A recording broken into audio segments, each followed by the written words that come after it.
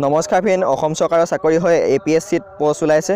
তো ইয়াত অসমৰ সকলো ল'ৰা ছোৱালী এপ্লাই কৰিব পাৰিব আৰু APSC যোনখিনি পোষ্ট ওলাইছে আৰু তাত এপ্লাই কৰিবৰ কাৰণে কোৱালিফিকেশ্যন কিমান লাগিব, কেনেদৰে আবেদন জনাব, মই সকলোখিনি জনাই দিম ভিডিঅ'টো। তো আপোনালোকে ভিডিঅ'টো চাই থাকিব। তো এডভাৰটাইজমেণ্টটো আহিছে আপোনালোকৰ APSC তথা আছাম পাব্লিক ছাৰ্ভিচ কমিশ্যনৰ ফালৰ পৰা আহিছে। 27 মাৰ্চত আহিছে এডভাৰটাইজমেণ্টটো। আৰু নেম অফ দ্য পোষ্ট মাত্ৰ এটাই আছে আপোনালোকৰ, আৰু পোষ্টটোৰ নাম হৈছে এছিষ্টেণ্ট প্ৰগ্ৰেমাৰ আৰু ক্লাছ 2 হয়, office of the Assam public service কমিশ্যনৰ এছিষ্টেণ্ট প্ৰগ্ৰেমাৰ। তো তাত আপোনালোকৰ পোষ্ট এটাই আছে মাত্ৰ, সকলো কেণ্ডিডেটে এপ্লাই কৰিব পাৰিব, সকলো কাষ্টৰ যদি কোৱালিফিকেশ্যন মিলে। আৰু কোৱালিফিকেশ্যনটো আপোনালোকৰ বিচাৰিছে যিটো আপোনালোকৰ এমপ্লয় এক্সচেঞ্জ আছে, এমপ্লয় এক্সচেঞ্জত আপোনালোকৰ ৰেজিষ্ট্ৰেশ্যন থাকিব লাগিব আপোনালোকৰ, তেতিয়াহে আপোনালোকে এপ্লাই কৰিব পাৰিব। আৰু তাৰপিছত আপোনালোকৰ যিটো পে' স্কেল আছে, পে' স্কেলটো 22,000 টকা দিছে, 22,000 পৰা 87,000 দিছে। লগতে গ্ৰেড পে' থাকিব 11,500 টকা। এজ তথা বয়সটো দিছে 21 বছৰৰ পৰা 38 বছৰৰ ভিতৰত হ'ব লাগিব। 5 বছৰ ৰেহাই দিছে ST SC আৰু OBC MOBC কাৰণে 3 বছৰ ৰেহাই দিছে। আৰু PWD প্ৰাৰ্থীসকলৰ কাৰণে 10 বছৰ ৰেহাই আছে। তো তাৰপিছতে আহিলে মেইন আপোনালোকৰ এডুকেশ্যন কোৱালিফিকেশ্যনটো। আপোনালোকৰ এডুকেশ্যন কোৱালিফিকেশ্যন BE নাইবা BTech কৰা হ'ব লাগিব কম্পিউটাৰ ছায়েন্সত।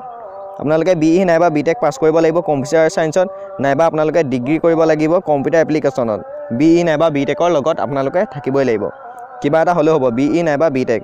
তো আপোনালোকে যিটো ডকুমেণ্ট আছে, ডকুমেণ্টটো চেল্ফ এটেষ্ট কৰি আপোনালোকে পঠাব লাগিব। চাৰ্টিফিকেট আৰু যিটো এক্সচেঞ্জ ৰেজিষ্ট্ৰেশ্যন নাম্বাৰ আছে সেইটো চেল্ফ এটেষ্ট কৰিব লাগিব।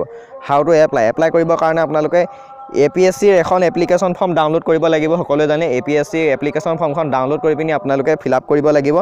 আৰু আপোনালোকে এটা ড্ৰাফ্ট কাটিব লাগিব। জেনেৰেলসকলে 250 টকা দিব লাগিব, আৰু ST SC OBC MOBC 150 টকা দিব লাগিব।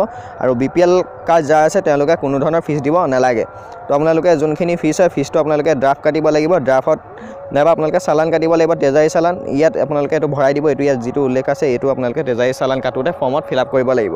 তো তাৰপিছত আপোনালোকে যিটো লাষ্ট ডেট দিছে 26 এপ্ৰিল, 26 এপ্ৰিলৰ আগত আপোনালোকে যিটো APSCৰ ৱেবছাইট হয় বা এড্ৰেছ হয় তাত আপোনালোকে পঠাব লাগিব।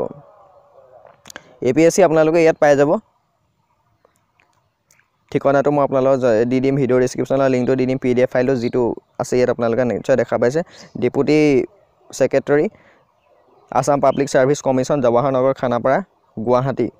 তো আপোনালোকক মই ভিডিঅ' ডিছক্ৰিপশ্যনত PDF ফাইলটো দি দিম, আপোনালোকে চাই ল'ব পাৰিব। তাতে পিনক'ডটো আছে উল্লেখ। তো আপোনালোকৰ যদি কোৱালিফিকেশ্যনটো মিলিছে তেতিয়াহ'লে আপোনালোকে এপ্লাই কৰি ল'ব।